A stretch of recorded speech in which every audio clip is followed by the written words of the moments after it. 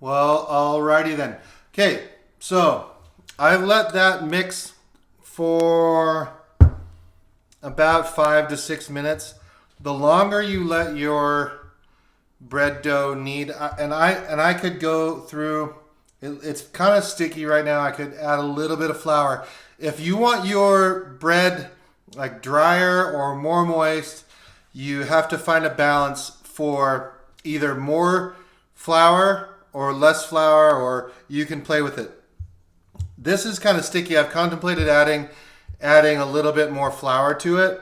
And again, it wouldn't be when you're adjusting a recipe like this, you add like like a tablespoon of flour. You know what I mean? Like go a tablespoon at a time and then remix it and then see if it's the right place where you want it. Because then you could end up adding, like if you added a cup of flour, then you might just start going down this road of like, oh shit, I got to add more, and then I got to add more of this, and then you end up with a pile of crap that's 10 times bigger than what you wanted.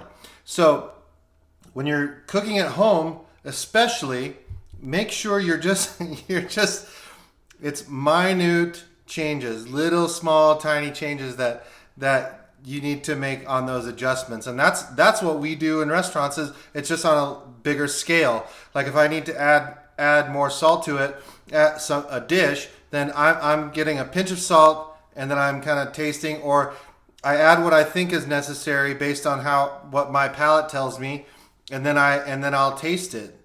I don't just blindly just start throwing stuff in and then hope, because then you might end up with something that tastes like just pure salt. Anyway, I'm digressing and I'm branching off, but I have a tendency to do that.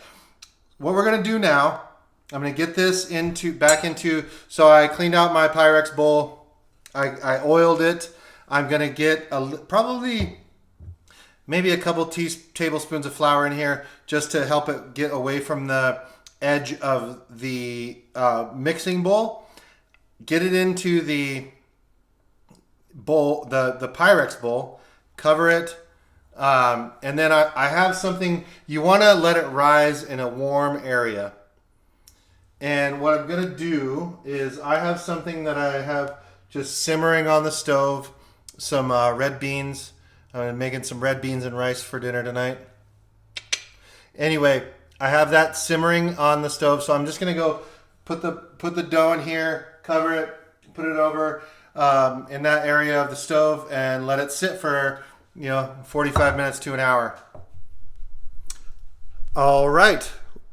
So I put the the dough over here a little while ago, and now I'm just gonna see what we got. Let's take a look. The big reveal.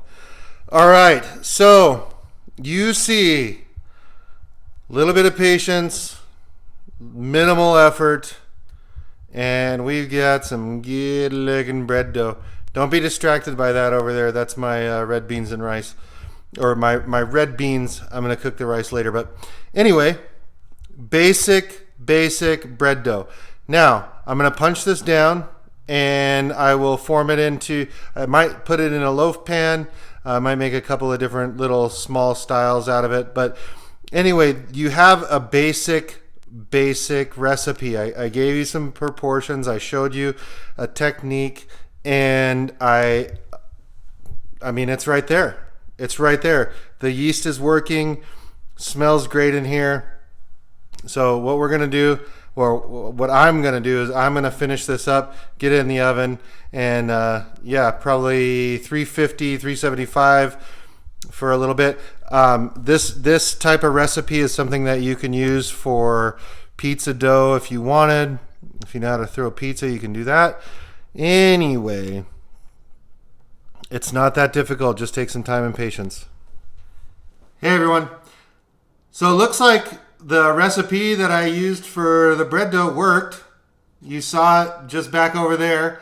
I just want to thank you for hanging out, being patient, and going through another little thing that you can add to your repertoire. I would ask you if you would subscribe give a like, maybe share the video if you think what I'm doing is cool.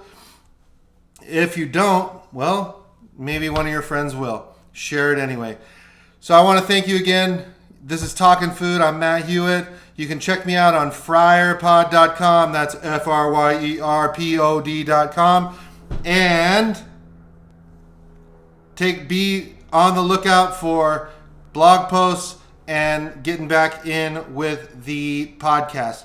Speaking of podcast, if you're a chef, a restaurant worker, bartender, food service professional, anyone that's in the food service industry, I want to talk to you. You.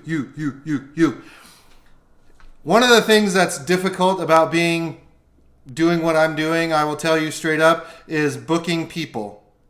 Everyone's schedule changes. I book interviews and then people's schedules change and it's hard to get around. So the more people I could get on my schedule for the podcast, I love telling people stories. I love hearing how people got into the industry. I love, just swapping back and forth and kind of chewing the fat a little bit, pun intended. So if you know someone, shoot them my direction. You can reach out to me on the website, on Instagram, on Facebook, on Twitter, just FryerPod, FRYERPOD. You'll find me on all of those. And if you want to hit me up directly on the website, you can email me through the website, matt@fryerpod.com. Thanks again. Subscribe, share, like. We'll see you next.